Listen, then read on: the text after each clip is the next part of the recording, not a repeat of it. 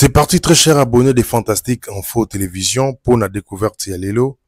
Oyo tozali kokende na village ya Kinsala 1. Oyo zami bon na kati ya commune ya Nsele. Découverte ya lelo ezali. Moi je suis très heureux ya accompagner famille ya maman na biso de prix mboka Angleterre ou appelé ça Fantastique Info Télévision Confiance depuis 2022. Tosombi les 2 terrains. 1 hectare na Kinsala 1 na 4 hectares na Kibwanga. Donc lelo toza vraiment esenga okende kolakisa famille na ye. Voilà donc esengo wana etoni na Fantastique Info Télévision pour na tokoma sur place wana tokomi na village ya Kinsala 1 et là on va avancer progressivement pour na rotala et 1 hectare oyo asombaki na village ya Kinsala 1 parce que tosombi yango esali mwa mbula ebele lelo tozokende déjà 3 ans. Alors, vraiment, na lingi na pesa merci mingi na confiance. Oyo, maman na biso depuis Angleterre a pesa ki biso Fantastique Info Télévision, ya rozelae 1 hectare na Kinsala 4 hectares. Lelo, tozo laksa famille na ye pour na baye bakozwa charge pour na suite ya makambo nyonso. Donc, na singi na bino kolanda mpe vidéo yo, ndenge ni descente na biso elekaki, et ozala malamu pour na bino oyo botalaka ba découverte na biso. Voilà, merci Tolanda. Aza bien de moun bande kuna yewe seka yepaza na malamu. Abelaki, il y a pas mal libéraux mais siko ça va. Oh kataka.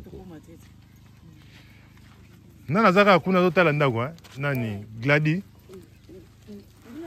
Te wa kuna te. Ah mais frère mon abato ngeza ça bien.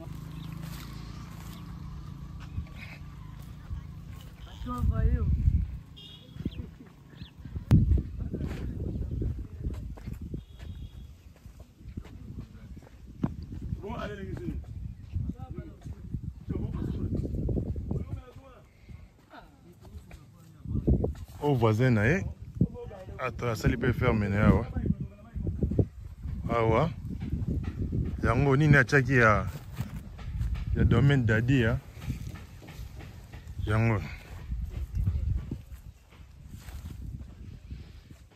voilà faire mener yango donc d'abord on est ça d'abord on est bandé d'abord on est à piquer mais des références c'est ça il voisin na yango oyo ah ça na 4 hectares na 1 hectare pardon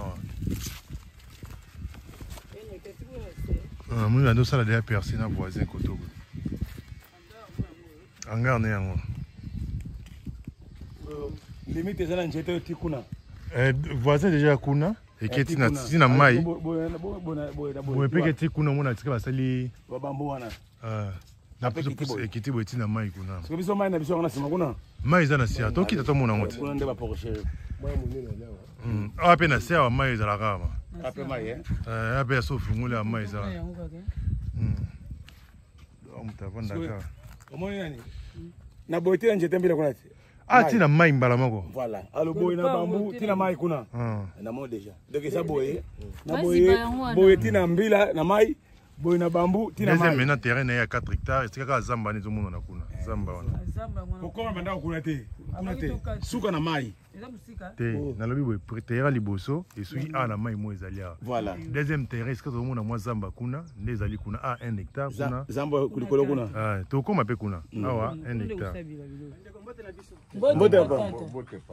bon yende chef coutumier mon nzambo chef rap boyoka kaye chef rap na présenté yo bande kwa mama Dadi ya maman Françoise donc ba hôtel à terrain chef rap yem da tegela ki yeyo yebem da sala la nina o chef Raphaël yo kenda sango ok ça va se koto kita na linga na présenter on est chef soza ngwa liloba pona liloba faut faire comme ça là yango beto terre botika kaka boye isolé hein chato cha mwana pe ala kata kapanza mais mutelboso botia kawa boza kolona ye pesate asala kama place moke atika ba mabele ndenge wana nzoka wa biza ko tia même ta pilipili tomate aubergine basolo e bonga kama kasi hein mais tu as la terre et voilà kaka boye qui a libéré quoi faut pas ça là. Yango toye sinon pour tous la solution tout bande la production. Donc parce que moi place sur déjà ils ont la production valeur et comata. OK, yango toye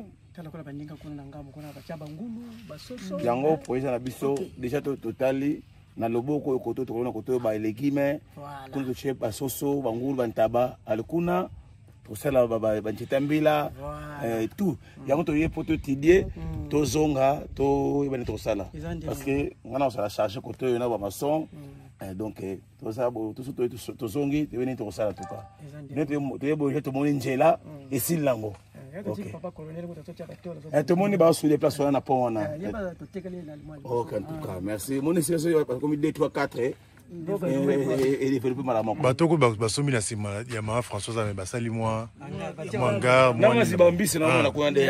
Nous sommes les éclaireurs. Mais chef Raphaël, merci hein. Vraiment merci beaucoup parce que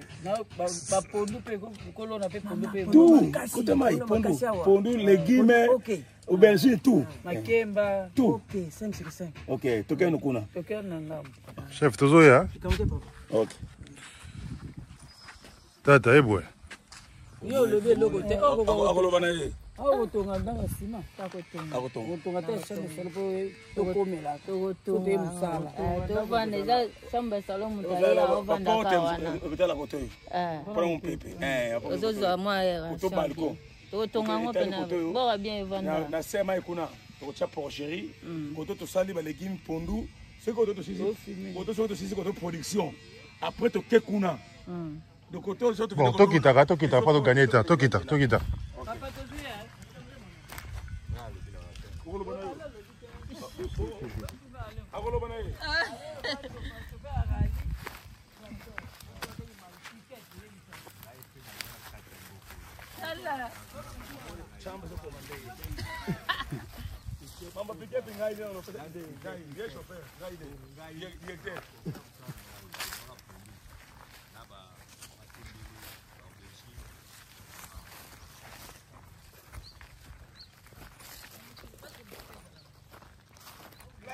C'est comme un camion. Basali.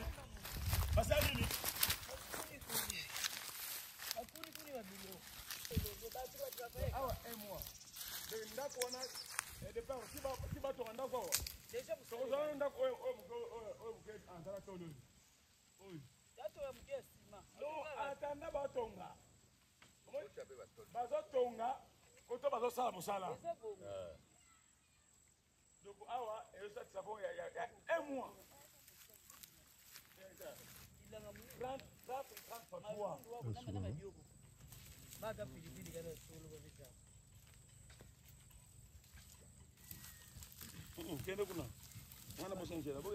Kuna mama tawa ya. Bale ngala ko dilo yele ki. Kuna. Ayo kaka OK. Continue vidéo wana. De production oyo yesenga awa dans un mois awa ici. Il faut attaquer 4 garçons, 4 filles. Dr. Cheminkala, Mbala Moko, Nengezabodoki, 1 mois, 2 mois de travaux. Avec 10 personnes. 10 personnes, Tokobanda Koto, Kitina Se, Kuna Yosobana Kotonga. Tout ça, les productions, Pondu, Makemba, Aubergine. Dr. Cheminkala, Awa, Pona, Kotama, Dr. Porcherie. Mayangoyo, 0 mètre, vraiment. Yangoyo. Awa, Dr. Porcherie. Yabangulu, Basoso, Mabata. Même tout au chapeau chez Kotamai, Boramai, Manioko, Makemba, Pondu, Aubergine, surtout sur la production, ton lancé, sur 4 hectares. Donc, tu vas dans le premier hectare. Donc, Thérèse a bien, tout le monde, ma belongo, ils a bien.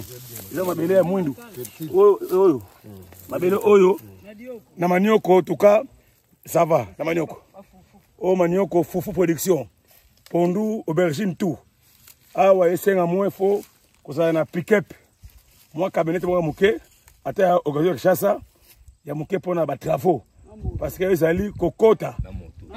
Nazoloba kokota boye, faut ça une semaine, tokoti, tobimi samedi, tokoti lendo na 1 mois faut tout ça on est lokola fin toujours na kata 1 mois.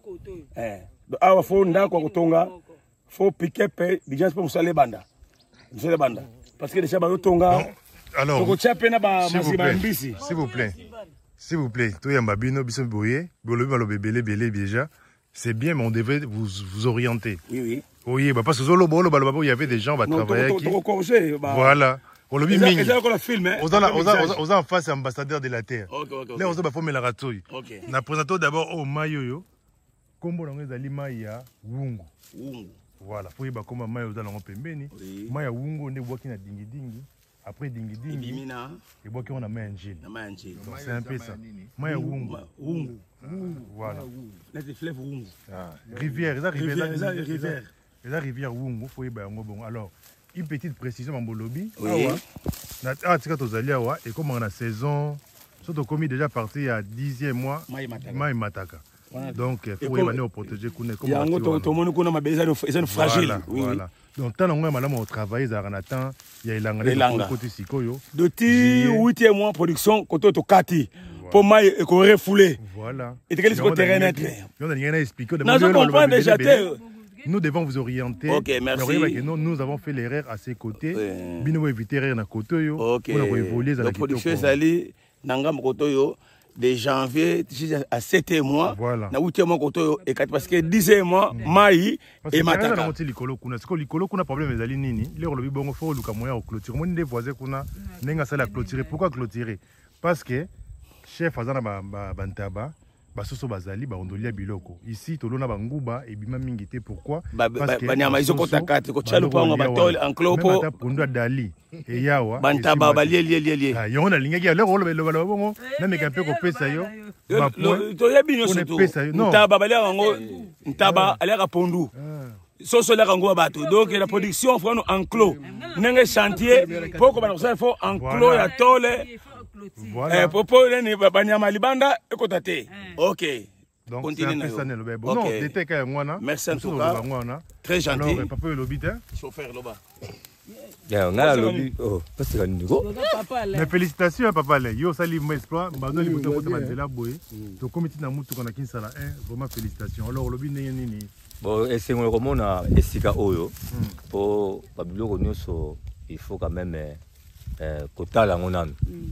Totali na moni que vraiment eza esengo ba place ya boye ba motivation ezali ba kolona biloko belé bibuele ekozala bantaba bangombe ekozala clôture d'abord pour surtout sali clôture ba voisin ba sali clôture ba ni ba kota ba lia biloko ezati motivation kaka batu bazala piquet pour na ngai ya bien na moto moko pour na moyen de déplacement moto on vanda moto na bato basala quand même bato belé za lokola ya compagnie mobimba poto longa matiti nyonso oyo elongwa na makambo loba te musala sa magala andenga bu nzambe bon awa ndende na moni terrain eza nango kitoko non comme nanga Connor ndumu donc awa ndende moni pena terrain c'est bon na emplacement de tokotia porcherie l'élevage et aussi ma foi kuna likolo to tongina de ça la maravon pour notre porcherie tout ça aléatoire de le porcherie pour non et déjà parce que déjà non ma tite est belé et c'est nga bato bakati ba matiki si terrain tikali kanet question bonabi hein parce que porcherie et ça batena compte yesika ko chango parce qu'il y a ba maladies zalaka il y a plein des réalités où ils sont liés à la porcherie. Yo lobby porcherie, c'est que par sentiment. Non. Il y a des arguments. Premièrement, nous on fait l'étude du terrain. Tant ça l'étude du terrain, tu vois, bah ici quand nous remplacer. Oui, tout ça que non. Bon, ndé Nathalie Boye, total car na mai na terrain déjà. Ndé to moni mai boye to ko be na ta moi 4 mètres pour bacho na biso fo le capé mususu. Parce que tu es rapide, parce que quand tu as mis à ta côté, est-ce que tu as mis presque la saison sèche? Au tout n'était par exemple, s'il y a la pluie, moule comme un canning, d'abord moule nano. Ce qui parce que mon intérêt est un peu moins pente, est-ce que ce petit dans ça langue les petites mots précoce? Non, et précoce. Les autres qui t'abouent, les autres à la paix. Problème il faut qu'il y ait tango maille tondaka et soukaka niveau nini. Bon place niveau mai esuki nde oyebi siko nde place okokotonga porcherie pour porcherie oluka motopompe ponga na agronome. Voilà, donc conseil monsieur ezali kaka soki tokomi na mboka ata tosalisali bafo komi mokonzi mboka nde bomoni ayambi bino kotuna ye mpe conseil na eloko nyonso kosala parce que ye ayebi terreau na moi mpe na butu conseil yango wana parce que na moni tozoloba ebele mais attention voilà eza nobadi verbo mpo na ngai patron voyou eloba suka yango oyo mpo na ngai porcherie tokotyango likolo tokotyongo likolo omoni ozongi na nzela ngai ya mosala na ngai tokotyongo likolo siko terrasse ya salite ya batourteau ata ma etondi donc terrasse ezala likolo tina se toa systeme ya motopompe ebendobenda mai mpona tanke mpona sokola bangulu donc ferme soso nta bangulu ezala likolo kuna tu na production na biso ya janvier février mars, avril, mai, na se. Septembre, octobre, to 4 na se. To zongi likolo pona ba pondu. Janvier, to zongi na se. To ça na année, to kita koto 2 fois. Donc pour chéri bangulu, so son taba likolo. Parce que moi etondi na 8 mois bangulu ba kochola. Donc to ça la PPC, nene terre se roboka ba salite ya ba tuto na mai. Koto za la jardin, koto la mai kulaka, mai tambulaka. Donc awa fo to ça na bloc tout complet, engin, pick-up, moto motopompe batutero ben na mai reste banjet to sala ba défi ya ba Congo ba machete ba bassin na ba kisi ya komela peut-être ndengona quand nous mise en jour parce que langage ne soit pas déposé non mais ngaza muta plan Nathalie Montagne non comme sikoyo valable actualisé OK voilà merci grand frère na conseil parce que ngana yebi parce que tant mai ko tonda moi bi bole chola exact siko to tonga PVC kuna terre c'est ko tina mai motopompe ben na mai pour lavage pour ngulu nyaka bopeto tout fo chaque fois ba to azo sokola e bangulu banta batu eza gravité moto ki bia zate kai OK merci yamba bon frère bon à un mot ndenga lo bibongo et sandenge wana koyeba kaka kotuna po ba yebisa biso tanga na bandi agriculture agronomie ba yebisa biso ke soko komi ufu kotuna biloko nini botaka bien na mabele oyo ba koyebisa bongo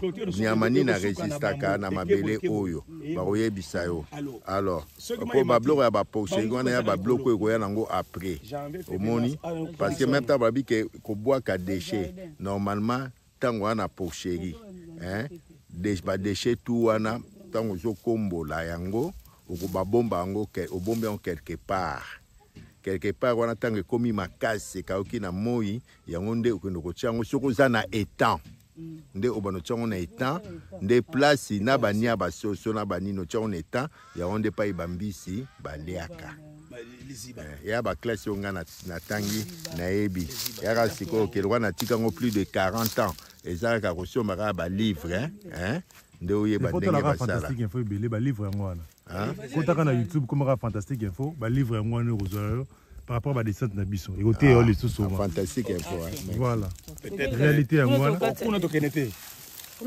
tokende ole manene kata yango wana tokataka makolo tokende mais yo lobi nini kandenge balobi en tout cas ma Françoise namoni na sepeli donc direct de ma soleza carré mbongo njeka kapoto encadré yango en tout cas na sepeli ngapena makato c'est quoi patron voyez pas ça to sele mo eloko to baki ya chambre salon wana abanova ne ko to par semaine on makaka une fois na cité pour le mo eloko aolia donc na ba travailleur ici non na sepe to ko to démarrer boy ce qui mouvement ezala to lobi to bandi to banda ka lelo déjà ba plan déjà Fantastique Info TV, magazine au business. N'oubliez pas de vous abonner gratuitement. Merci.